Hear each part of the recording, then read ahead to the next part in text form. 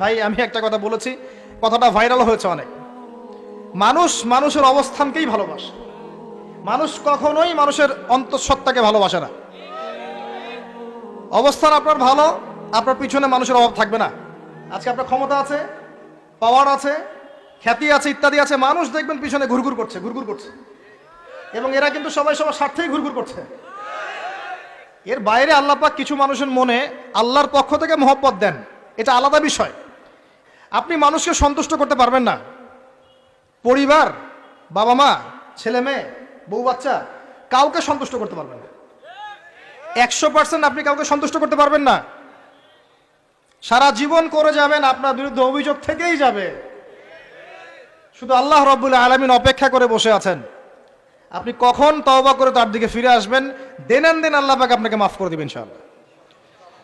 আল্লাহ পাক বলেছেন, শোনেন, ইল্লা মান তাবা, যে অনেক গুনাহ করেছে, শিরিক করেছে, জিনা করেছে, মদ খেয়েছে, বেদাত করেছে, হারাম খেয়েছে, আল্লাহ পাকের অবাধ্য হয়েছে, নামাজ পড়ে নাই, যাকাত দেয় না, ইত্যাদি ইত্যাদি অনেক অন্যায় করেছে,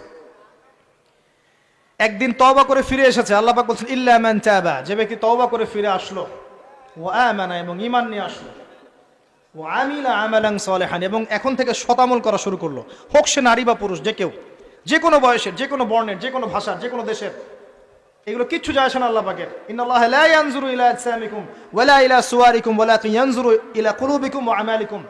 আল্লাহ পাক শুধু কলব দেখেন, আমল দেখেন, রক্ত মাংস বর্ণ এগুলো দেখেন না। আল্লাহ পাক ফিরে এসেছে, আমল, ঈমান এনেছে, আমল সালেহ করেছে। আল্লাহ পাক বলছে উলাইকা, এরাই তারা, ইউবাদদিলুল্লাহু সাইয়্যাতিহিম হাসানাত, এরাই সেই ব্যক্তি যাদের সমস্ত গুনাহকে আমি আল্লাহ নেকি দিয়ে পরিবর্তন করে দেব ইনশাআল্লাহ।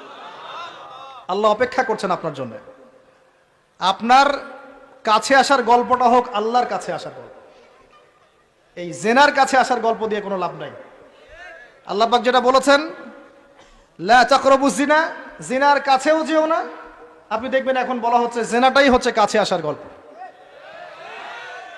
আমি বলি শোনেন, নিমের ডাল দিয়ে দাঁত মাজেন, নিম গাছের ডাল আছে না, নিমের ডাল দিয়ে দাঁত মাজেন, এই পেস্ট ছেড়ে দেন, বয়কট করে ফেলেন, দেখবেন কয়দিন পর ক্ষমা চাবে যে ভুল হয়ে গেছে, আমরা এগুলা অ্যাড বানাবো না। আমরা যে নরম সরম মানুষ, কোনো ইনিশিয়েটিভ নিতে পারি না, এই জন্য চড়া হয়ে বসে থাকে। প্রতিটা সেক্টরেই দুর্নীতি চলছে। এই যে কাছে আসার গল্পের নাম দিয়ে মানুষকে জানা করাচ্ছে। যুবক যুবতী স্কুল লাইফ থেকে, মাহারাম, গায়রে মাহারাম, এই গায়রে মাহারামের সাথে স্কুল লাইফ থেকে শুরু হয়। স্কুল লাইফে পড়ছে ক্লাস 8, 9, 10, ক্লাস 8, 9, 10 এর মেয়েরা, ছেলেরা এখন অ্যাডাল্ট। এরা এরা এমন কিছু করে যা আপনার কল্পনাও নাই। এই বয়সেও তো সব পাপ করা শেষ। এগুলো সাক্ষী আপনারাই, আমার উপর আমাকে ভালো মন্দ বলেন না, এগুলো সাক্ষী আপনারা নিজেরাই। নিজেদের ঘরগুলো দেখেন। আর সবচেয়ে বড় কথা হচ্ছে, ঘরের মানুষ কিন্তু কথা শোনে না। দেখবেন আপনি সারা দুনিয়ায় দিন কায়েম করে ফেলছেন, দিনটা, আর আপনার ঘরটা হচ্ছে নূহ আলাইহিস সালামের মতো। দেখবেন বউ কথা শোনে না, স্বামী, ছেলে কথা শোনে না।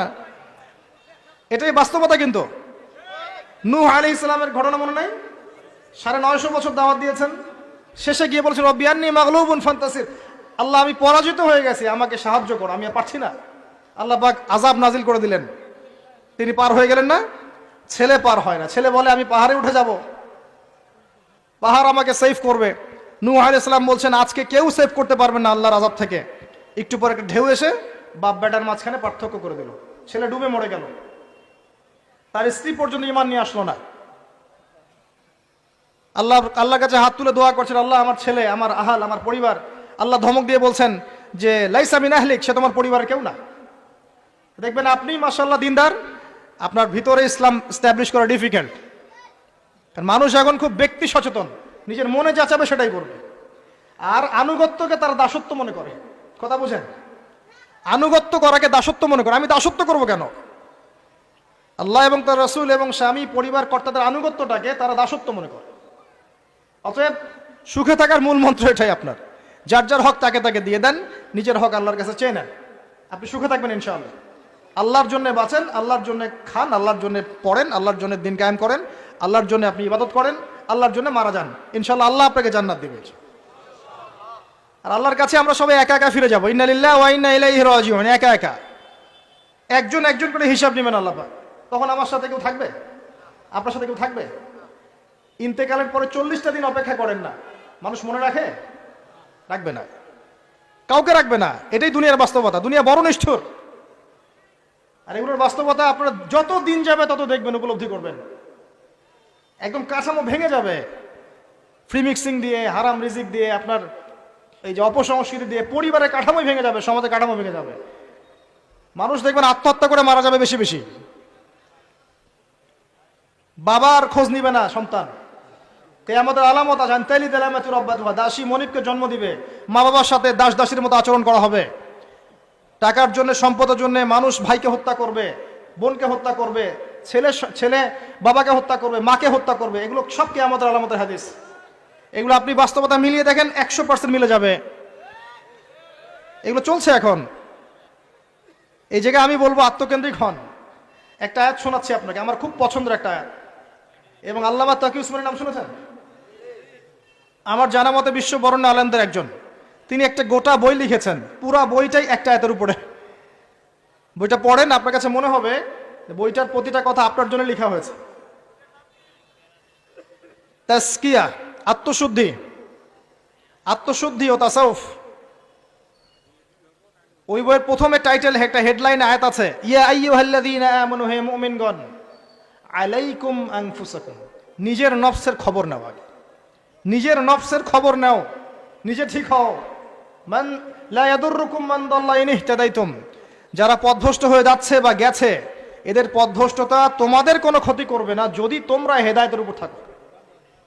এর চেয়ে বড় কোনো মেডিসিন নাই। এই আয়াতের মধ্যে সব কিছু আছে, আমাদের সমস্যা এবং আমাদের সলিউশন। আমাদের সমস্যা হচ্ছে আমরা পরের দিকে বেশি চোখ তুলি, আঙ্গুল তাকাই, তোমার এটা ঠিক নাই, তোমার এটা ঠিক নাই, তোমার আকীদা ঠিক নাই, তোমার আমল ঠিক নাই, তোমার তাসকিয়া ঠিক নাই, তোমার রিজিক ঠিক নাই, ইত্যাদি ইত্যাদি। নিজের দিকে এতবার আঙ্গুল আমরা তুলি না। আমার আকীদা ঠিক আছে কিনা, আমার মানহাজ ঠিক আছে কিনা, আমার আমল বেদাত মুক্ত কিনা, আমার রিজিক ঠিক আছে কিনা, আমার পরিবার ঠিক আছে কিনা, আমার নফসে আত্মশুদ্ধি আছে কিনা, আমার ভিতরে হিংসা আছে কিনা, গীবত আছে কিনা, তোহমত দেই কিনা, অহংকার আছে কিনা, এগুলো আমাকে চিন্তা করতে হবে। আলাইকুম আনফুসাকুম, নিজের নফসের খবর নাও। এই নফস নিয়ে আল্লাহর কাছে যেতে হবে।